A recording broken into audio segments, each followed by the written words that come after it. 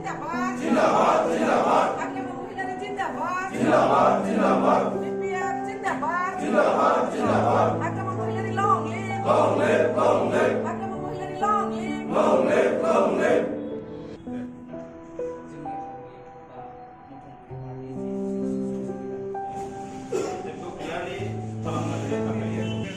दिनै बे जोंनि मथंगुरि ब्लक BPFनि BPF हान्जानि मावखुलियाव जोंनि मथंगुरि समस्थिनि 80 जनसो मोनब्रैबो NDFB फेक्सननिफ्राय बेहाय BPFनि जानानै खामानि मावनो थाखाय बिथांमोना मोनसे डिसिसन लानानै बे जथुमायाव बिथांमोना बाहागो लाफैदों आरो बे खाबुआवनो आं बिथांमोननो बयनोबो जोंनि सालबारि जिल्ला BPFनि जानानै बिथांमोनखौ बरायदों आरो बिथांमोननि इयुनखौ गोजों जाथों बेखौ आं आसा खालामदों। गिबियावनो आं ससियेल मिडियानि रादाब बुथुमगिरि आरो ससियेल मिडियानि गेजेरजों खौरां बुंथिगिरि सारमोनखौ आंनि गोसो गोरबोनिफ्राय अननायारि सिबिनाय खुलुमनायखौ जासिनायजों लोगोसे एक्स NDFB हिसाबै आङो जांख्रिथायारि गाहाम हामलायनाय बावग्रोबाय। दा बे समाव आं ससियेल मिडियायाव बिदि फैफेराखैमोन आरो ससियेल मिडियायाव बिदि खोथा बुंफेराखैमोन। दा जों दिनै BPFखौ जिथु सापर्ट होदों, जों दिनै एक्स NDFB हिसाबै मथंगुरि पार्ट जि भटार जों खौसेथियै सावरायलायनानै जों खौसेथियै दिनै जथुमलायनानै जों दिनै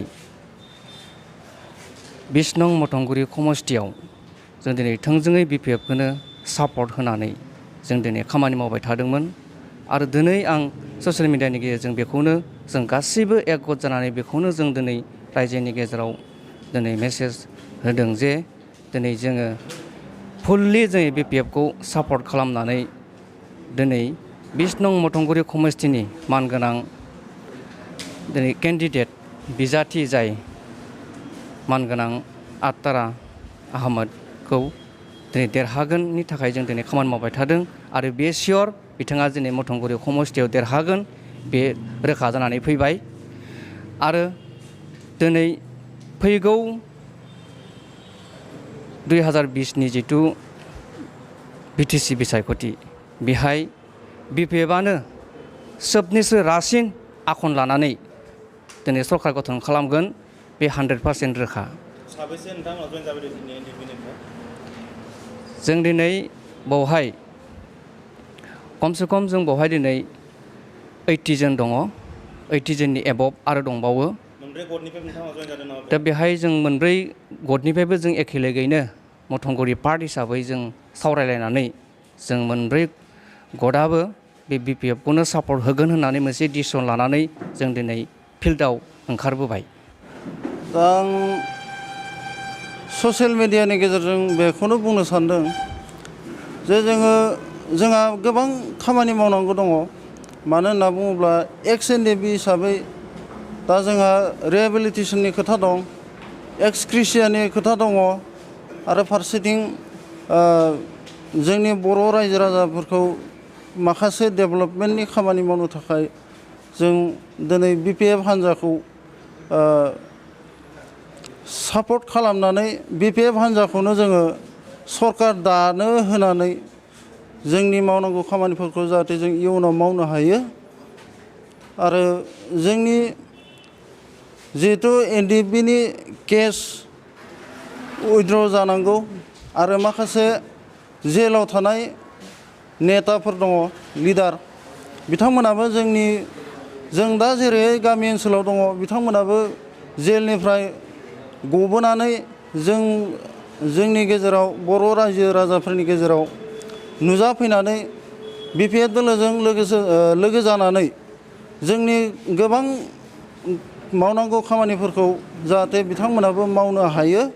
बिनि थाखाय आं ससियेल मिडियानि गेजेरजों बेखौनो बुंनो सानबाय दे जोङो दिनै BPFखौनो सापर्ट खालामनानै एक्स NDFB हिसाबै गासैबो बर' रायजो राजाफोरनि गेजेराव बेखौनो खावलायनो सानो जाहाथे फैगौ 2020 जिथु BTC इलेक्सन बे इलेक्सनाव जाहाथे बर' रायजो राजाफ्रा BPF हान्जाखौनो भट होनानै देरहाहोयो। नोंथाङा NDFB बबे मोनसे हान्जानिमोन नोंथाङा? आं NDFB धिरेन ग्रुपनि मानसि सुबुं धिरेन गटनि। जे नोंथांमोननि NDFB गावस्रा गावस्रि जाजोब्बाय, UPPL खावसे थांबाय, BPF खावसे फैबाय, नोंथाङा बे समाव मा बुंनो सानो?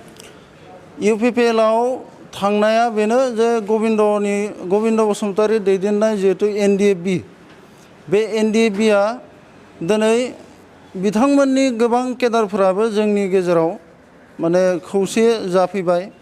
बिथांमोनजों जायबिला केडारफोर दङ बिथांमोनजों साफा सानैल'सै, बारा गैला।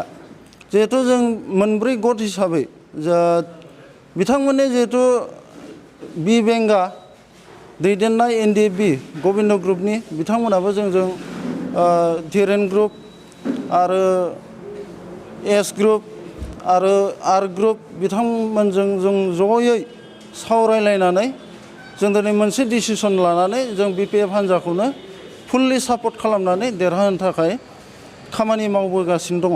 नोंथाङा BPF सरकार फैयोब्ला नोंथांमोननि जिथु आंखाल बे सुफुंजागोन बेसेबांसो नोंथाङा फोथायनाय दं? जोंहा बेवहाय फोथायनाय दङ, मानो होनना बुङोब्ला जोंनि जिहेतु NDFB नि आंखाल, बे आंखाला सरकार दायोब्ला गोबां